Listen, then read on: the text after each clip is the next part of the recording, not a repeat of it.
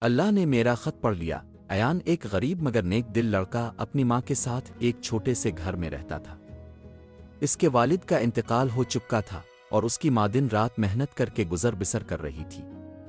جیسے جیسے عید قریب آ رہی تھی ہر طرف خوشی کا ماحول تھا، مگر ایان اور اس کی ماں کے پاس نہ کھانے کے لیے کچھ تھا، نہ نئے کپڑے اور نہ ہی پیسے۔ اسکول میں اس کے دوست نئے کپڑوں اور عید کے تحفوں کے بارے میں جوش و خروش سے بات کر رہے تھے۔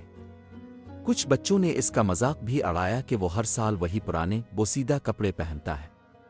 ایان کو تکلیف تو ہوئی مگر وہ خاموش رہا، کیونکہ وہ جانتا تھا کہ اس کی ماں پہلے ہی بہت پریشان ہے۔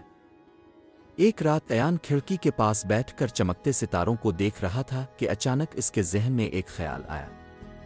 اس نے کاغذ کا ایک ٹکڑا لیا اور لکھا، پیارے اللہ، عید قریب ہے اور میری ماں کے پاس کھانے کے لیے کچھ نہیں۔ میرے پاس بھی دوسرے بچوں کی طرح نئے کپڑے نہیں ہیں، برا کرم ہماری مدد کریں۔ محبت کے ساتھ ایان اس نے احتیاط سے خط کو تہہ کیا اور مسجد چلا گیا۔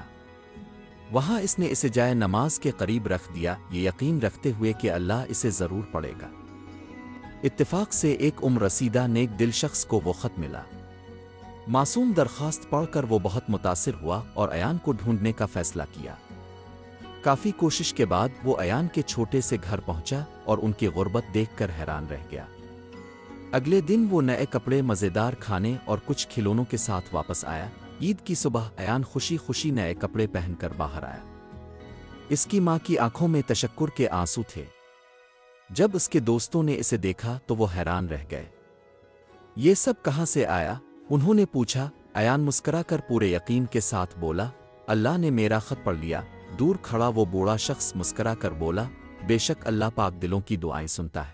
ایان کی خوشی اب مکمل تھی، لیکن اس نے سوچا کہ جیسے اللہ نے اس کی مدد کی، اسے بھی کسی ضرورت مند کی مدد کرنی چاہیے۔ اس نے اپنے کچھ نئے کپڑے اور کھلونے ایک غریب بچے کو دے دیے تاکہ وہ بھی عید کی خوشیوں میں شریک ہو سکے۔ اگر آپ بھی کسی غریب کی مدد نہیں کر سکتے تو ہمارے چینل کو سبسکرائب کریں تاکہ ہم مل کر ایسے ضرورت مند لوگوں کا سہارا بن سکیں۔ جزاک اللہ۔